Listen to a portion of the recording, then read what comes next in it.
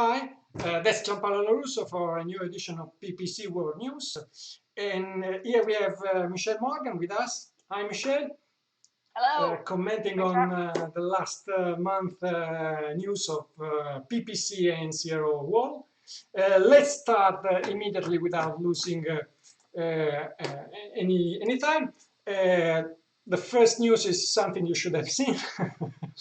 I have seen this, yes. Yeah, it's not a large, a big news, but it's something I think everyone in our field was more or less looking for. Is now you can sort your campaigns in Google Ads interface, so nothing really big to talk about. So we will go over these ones just for remind. Sure.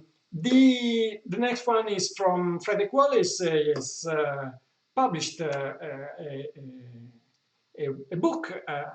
He sent it to me, but honestly, I haven't had the time to read it. I don't know if you Sure. if you read it, but knowing Frederick, I think it would be a very interesting reading. Absolutely. Okay, okay. Let's move to some news of the last month exactly. Microsoft advertising is pushing on local inventory ads. They are following Google actually, and they are releasing the pilot in for US only, unfortunately. And there is another news linked to this to local campaigns, to the new format local campaigns. We will talk after about local campaigns in AdWords. Have you something to comment on this? Have you ever used local inventory ads both on Google and Microsoft? So I personally have not used them, but I think from a user perspective, they are immensely helpful. I honestly just this week was trying to find a book, and I was struggling to come up with the best way to determine which location I could just go pick it up at, because I think that although we have a lot of different options for people to deliver something to my door, it's also just as easy for me to drive someplace and pick something up. So with the search results being able to tell me, oh, you can go to your Barnes & Noble at this location, but not this other one because this one has it in stock, the other one doesn't, which is honestly the true case of this book that I'm talking about. That was immensely helpful and will eventually push me to go to that location to pick it up. So I think having this as an ad placement will be just as helpful, and it'll be something that we'll be able to control a little bit better. And I'm guessing that that's where a lot of the information came from, is like from the pilot program, that sort of thing. So just from a user perspective, I found it crazy valuable. So I can imagine that it's probably not something that's going to be a complete game changer for a number of different businesses, but I would imagine that it would certainly drive incremental in-store revenue. It might be a little bit of a pain to track back the attribution from, did this actually impact the sales in the store or not? But I do think overall, as your holistic business model is to make revenue, it will effectively help you do that. Yeah, completely agree on that. Let's move to the next news. Now you can have group conversion groups, conversion actions, and you can link them to different campaigns. And I think it's a fair, interesting news, this one. What do you think about it? I honestly am very excited about this. I've been saying this for a couple of years now, that I think the only channel that at the time was getting the conversion tracking options correct was Facebook. Insofar as you can tell the campaign and even the ad set level what you want the conversion goal to be. I'm very happy that Google is rolling this out, because we're getting to a point where advertisers are getting more sophisticated. Companies have more than just one goal because we're not doing just search anymore. We've got video campaigns, we have display, we're trying to build a full funnel, and each of those has different goals. So even the accounts that we've been running that for the past few years have had multiple different goals, we had to be very specific with what we deemed a conversion action in the account. So having them we can now actually have them in the conversions column, it will make roll-up reporting, which we've had in Facebook, be a little bit of a headache, because if you've got all this different stuff like landing page views along with your online sales, those aren't one-to-one. So it'll make reporting a little bit more difficult, I think, or at least you'll have to take a couple extra steps. But in the grand scheme of things, you'll actually have an easier way of seeing what all attributes within your campaigns are driving toward the conversion goals you want for that campaign. And then whether you like it or not, Google wants you to do everything around smart bidding, smart this, smart that, all the different dynamic ad types that they're making. And if they have that conversion information that's more relevant, they should be able to not only drive for what's going to actually get you the better click-through rates and that kind of stuff, but it should also help optimize toward conversion volume as well. So it should, in the long run, be a good thing with automation, but in the short run, I'm very happy for just manual campaign optimization, having all that data exactly where I want it right in the interface. Exactly. Switch to the next one. Switching to the next one. It's about targeting expansion in Facebook, but the same topic could be applied to Google too. Google too is pushing its advertisers on targeting expansion. Here, their observation led them to the conclusion that it's better not to use it if you have an audience big enough to test it. But it could be a good strategy if you have a small audience to target. What do you think about it? Yeah, I think that does make sense. In any type of social or display prospecting type of campaign, that sort of thing, you pay more when your audience is smaller because you're reaching a more specific group of people, and that's where the value comes. That also then becomes an issue when on these platforms, people don't share as much information as you might like them to. People don't go through Facebook and tell them every single shoe brand they've ever bought, clothing brand, all the TV shows they watch, all this kind of stuff. So we're left to only the pieces that Facebook has within the accounts to target people. If you have something that already has a really big following and people are willing to yell it from the rooftops that they're part of that, then great. You probably don't need to expand your target audience because you've already got a large group of people to go into. But if you don't and everything is pretty small, we need to start using the machine learning options to actually reach the right people. It's the same type of philosophy behind lookalike audiences that I'm a huge fan of. It just allows your ad targeting to be more relevant because it'll reach to people who behave similarly. It might not be perfect, but none of the targeting is perfect. So I think that I would definitely follow what AdEspresso is saying there. I get a little bit cautious when it's the expanded targeting on the actual behaviors and interests and that sort of thing. I personally would rather use the lookalikes based off of audiences that I have cultivated, because I at least know that those audiences as the root portion are a little bit more targeted. But everything that's in that article I think is spot on. And if those are the targeting options that you have available and you don't have audiences that you can make lookalikes off of, this is absolutely the right way to go. Do you think this sort of way of applying these audiences could fit also to Google? Yeah, I do in a lot of ways because they do have the same type of expanded targeting options, that sort of thing. I think that the different audiences you start with on Google tend to already be bigger, to be quite honest. But that's just because I think there's just quite a big Google display network that's out there. So I think the philosophy is probably about the same. I don't know if the outcomes would be exactly the same as what they found in this article, but I think that the philosophy would be about the same there. Yeah, we'll see it. Yeah. Okay. Another news about responsive search ads, a new test and responsive search ads seem to be a little more effective now in comparison with the beginning. Have you experienced them lately, and are you agreeing with this assumption, or you still looking with a little Yeah. So we have been using them and consistently testing them and trying to make it work. And I can honestly say that the approach that they employed here around trying to use just the incremental impact of the format, maybe not the text, but trying to understand if just having the responsive search ads in an ad group with expanded text ads, I think was the gist of the test. I might be misphrasing that, but I think that's what it was, and that's what provided the lift. I haven't taken that approach just yet, but I keep running into the same issue that the intro of the article did. Every time I test responsive search ads, they always perform worse.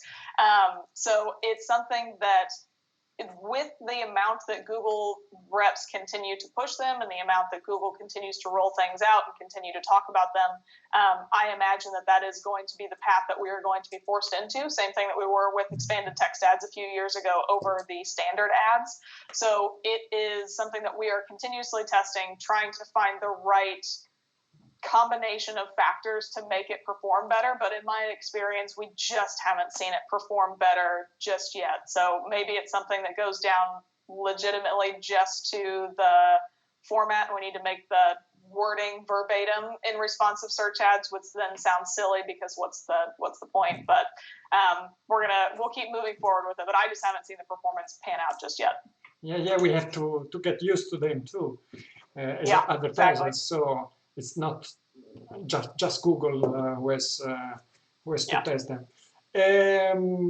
Another news by Google: they are simplifying portfolio bid strategies. They are cutting away portfolio enhanced CPC strategies, target spend for max click. Max click, and they did the same on search page location and ranking share 15 days ago. So what do you think about the general movement, Google, the general way Google is going through for bid strategies? I think that for the most part, they make a lot of sense to me. I think that a bid strategy portfolio of enhanced CPC never really necessarily made that much sense to me, since you set that at a campaign level. So we've always set it at a campaign level. So that part is just a no-brainer. That seems to me as just simplifying things and making it so a layperson coming in or somebody who just isn't as robust in all of these strategies they were might understand it a little bit better. Completely useless with the new campaign level conversion actions, actually. Yeah, exactly. So I think that makes sense. I do think that there is certainly room to simplify all of the bid portfolios that they've had in place. It seems like there were quite a bit of different ones, but I also understand that everybody has different goals, and that makes sense. So the maximize clicks, I know that they have a proposed solution for it. I personally didn't really use that strategy, so that's not going to impact me. I think the bigger piece is just around the page location and the outranking share and all that sort of thing. But I think that is part of the bigger discussion of moving away from average position, all that sort of thing, and kind of talking about top of page versus absolute top of page and doing an impression share metric versus average position, which I know that people have talked about ad nauseum at this point, but I think that it makes sense. It still might not be a perfect solution covering all the bases that we might like to have, but I do think that it makes sense given the way that the search results pages continue to evolve and always end up looking different, even just from search to search day to day. Yeah, I thought immediately there was something asked by some, I suppose, by some big brands that they are fighting with themselves because they are quite useless for in a wider market with a lot of competitors. While if you want to outrank someone very specific, a big brand, they could be of some use, and I don't think Google is going to to move through their platform for something small for many small business, but probably for some big brands they are doing they were willing to have them. I think they like the idea of letting the small guys outbid their competitors, just because if a bunch of them try and outbid their competitors on brand terms or something like that, they'll make more money. But certainly the larger companies have much bigger impact on that bottom line. Yeah. Okay, let's move to a new thing. Conor Regan, is talking about the new lead formats for YouTube. I think it's if they roll out this pilot, I think they could be a very interesting thing. What do you think about it? Yeah, I really like the idea of having them there. I know that on Facebook and LinkedIn, lead ads have been hugely successful for my clients. They tend to work out really well. It's a strategy that we pretty much always suggest if you've got somebody that needs to go to a landing page and fill out a form.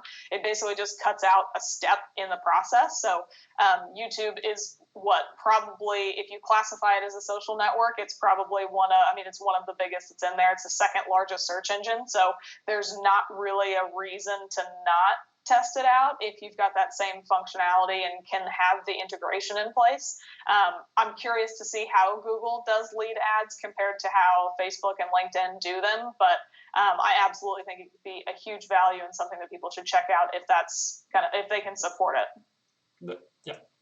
And let's close with news by Frederick Wallace, who is talking about smart bidding and last click attribution and which problems can bring in your campaigns. Especially is underlining why they could be, if you are using automatic bidding, how can they damage your campaigns? What do you think about it? No surprise here. I think Fred is right.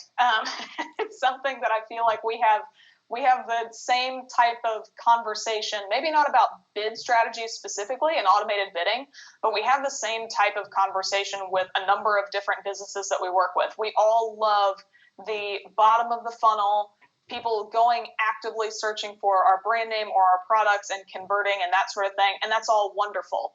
But there has been a certain amount of awareness and education usually that has gone along with the entire process of getting that person from when they first noticed they had a problem to actually searching and doing that bottom of funnel piece. And as Fred talks about, if you don't pay attention to those steps in the prior stages, you're not going to have people at the bottom of the funnel. You're basically going to choke it out, and it's not going to have any volume that's actually down there. So I think that's a lot of what I know that we at Clix are doing it, but a lot of folks in marketing are really trying to convey the importance of, yes, your search strategy is hugely important, but if you don't do some sort of prospecting and retargeting and market cultivation, you're not going to have people searching for things later. So that's kind of the macro level, but just on a micro level, it's the same thing for bidding. If you're constantly feeding into an algorithm that bottom of funnel is where all the revenue is, all the value is, all that sort of thing, the machine learning is going to go and focus only on that. It's going to assume that none of the stages prior to that matter or contributed in any way. So if you're not using an attribution model that includes some of at least the first touch, if not stages along the way, depending on whatever attribution model you want to use, it can be a problem. He suggests time decay. Exactly. Yeah, that sort of thing. I mean, unless you're using a model like time decay, you're basically just saying that none of the rest of it matters, and the algorithm is going to eventually not bid on that, and then you're not feeding the funnel. You're not feeding the top of the funnel for people to come down to the bottom. So I think it's hugely important and something that people don't necessarily always think about when they're trying to do some sort of automated bidding and driving as much bottom funnel conversion traffic as they can. Okay, Michelle, perfect. Let's close with the news we were talking about before. It's some new local campaign features in Google too, not only in Bing, which releases the local inventory ads, and new in-market audiences, which I think they can be only useful, only interesting to test. What do you think about it? Yeah, absolutely. So, I mean, going back to the same sort of thing for the Bing local inventory ads, I think that anything that can help people make easier decisions in the moment will certainly be helpful. And I think that it's something that Google has to be seeing some sort of opportunity, and the fact that they probably saw a lot of success with the original portion that they had rolling out that Bing is now following. They're only more heavily invested in it, so I think that it makes a lot of sense. It probably, I mean, it will obviously be something more around the brick and mortar folks. So being a digital company, it's always good when Google can help brick and mortar companies as well, because then it's expanding their reach a little bit more into a realm that might not necessarily be them specifically. Into the real world, right. Yeah. Yeah, exactly. And yeah, the in-market audience thing, I am a massive proponent of audiences. I know that they have in-market audiences. They say that they're around retail and some other pieces that are there. I think that that's great. And if they have signals that indicate that, then that's wonderful. I'm also in the camp that I don't necessarily care what the line item says. It can say that somebody is going to buy shoes, but if that audience also performs well in my B2B SaaS campaign, I'm going to bid on it because it's just whatever works. So all they're really doing is just giving us more audiences to segment in and bid on and bid up or down, and depending on what the performance is. So I'm all for them creating as many in-market audiences as they possibly can. And if they do happen to perform better in retail, then wonderful.